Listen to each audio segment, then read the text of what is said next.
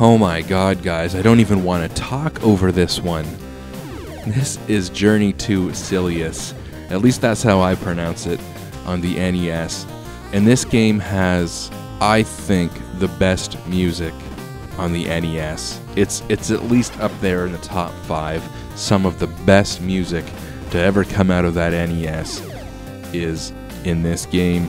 As you've heard, I wanted to play some of the music as long as possible before I started talking to give you guys a good idea of some of the music in this game, because it's just phenomenal. And not only is the music phenomenal, I think the graphics are top-notch. One of the best looking and sounding games on the NES. It came out a little bit late. Came out in September, I believe, of 1990 in North America. And this game was developed by Sunsoft. And I would say that Sunsoft is known for good music on the NES. You really only have to look at games like Blaster Master or Batman, the original Batman, and you guys know exactly what I'm talking about. Those games are all, they all have pretty good graphics and pretty good music, so no surprise here.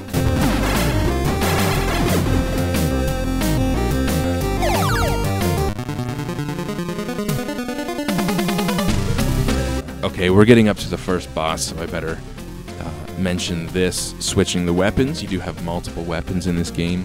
You can switch them at any time. They all share a special gun energy bar. So if you look in the top left, you have your P, which is your life, and you have the G, which is your gun energy. And that gun energy is shared across all the special guns. So your handgun really has infinite ammo. And I just died. We'll try that again. So the handgun has infinite ammo, and then when you switch to a special weapon, in this case we have the machine gun or the shotgun, which gives you a spread, those special weapons use your special gun bar. It's kind of like Mega Man in that respect. And actually, that I mentioned it, there are some other similarities to Mega Man in the controls, especially the shooting control.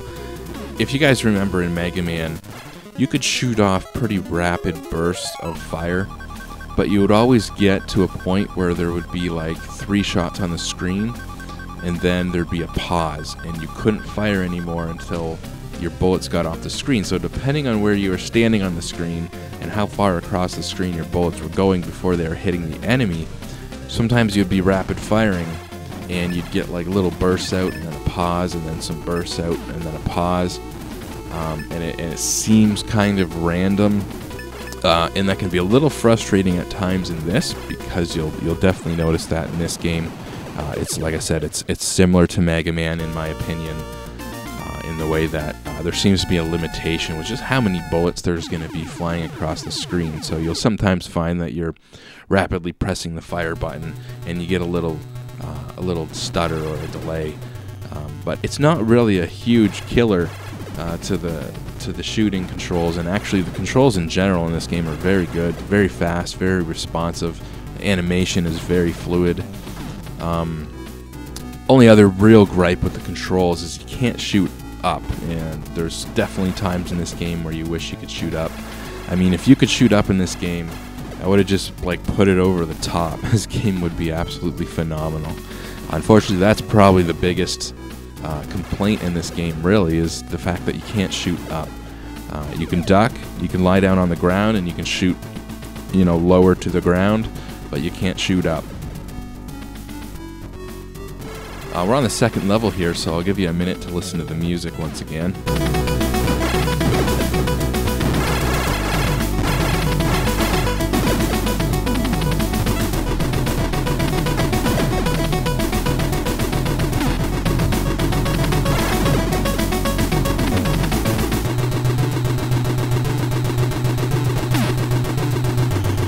Yeah, just awesome music, isn't it?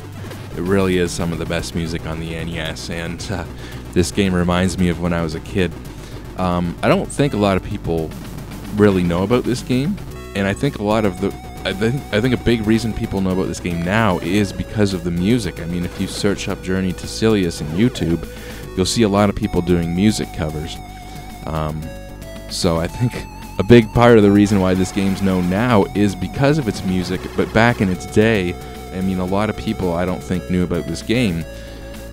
My neighbor back in the day had this game, and one day he brought it over, and we hooked up my NES to my dad's stereo, which, by the way, he would have killed me if he would have known that. I mean, back in the day, my dad had this kick-ass stereo system.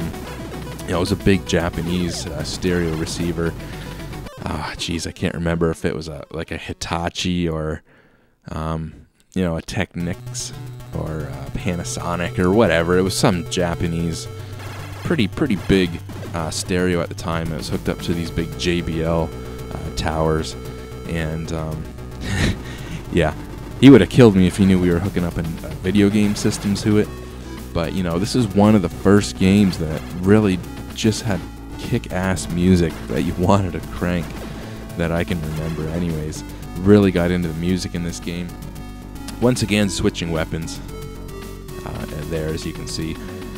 It kind of gets annoying switching the weapons, as you can see. I keep pressing select for some reason. I think select is pause in this game, and start brings up the menu to change the weapons, so that takes a little bit getting used to. You might find yourself hitting pause, and then when you hit pause, there's no real sound to let you know that it's paused. So sometimes you don't even realize it's paused, and then you're trying to hit start to bring the weapons thing up, and the weapons thing won't come up, and then you realize it's paused. So that's a little confusing there, but yeah, you definitely get used to that. You just have to remember that select is actually pause in this game.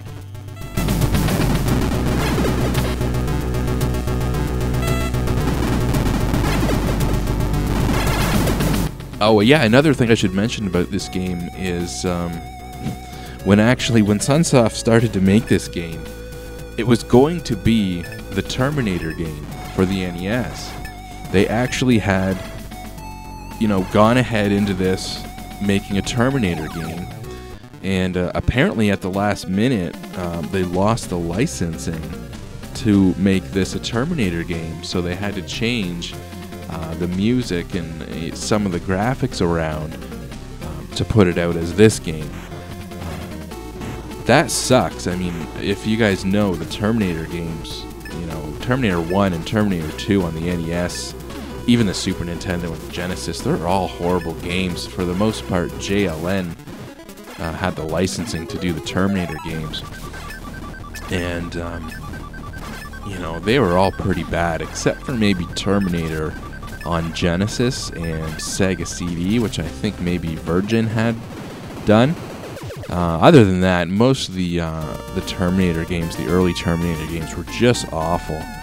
And I think it's safe to say if this was, done as a Terminator game, it would have been the best Terminator game for a while.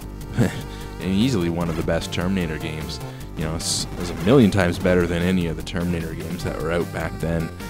So that's kind of a shame there. For whatever reason, JLN or whoever must have got the licensing, especially obviously to do Terminator on the NES. What a shame, that really is. I don't understand why that happens. I mean, they must just put more money into it to buy themselves that right. And unfortunately, yeah, this would have been one awesome Terminator game, as you can probably imagine. I mean, I think even some of the music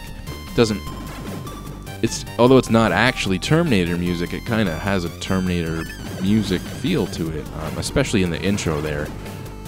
If you go back and watch that intro, at the end of the intro, it's real dramatic, dun dun dun dun dun dun.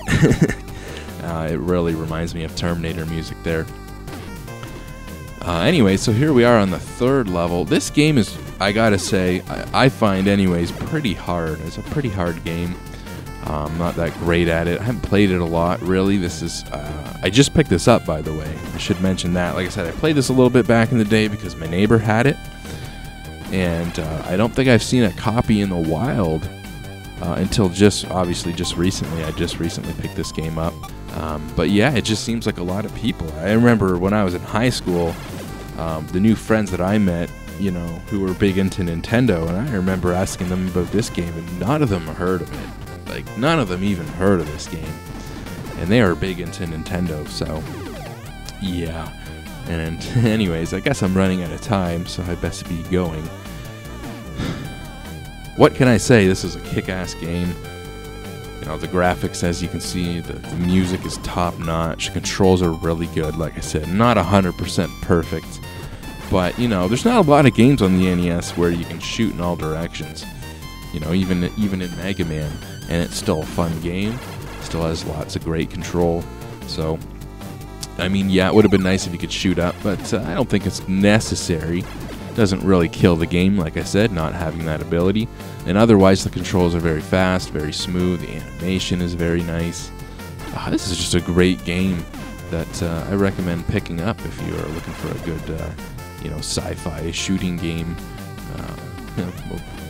on the NES. So see you guys later.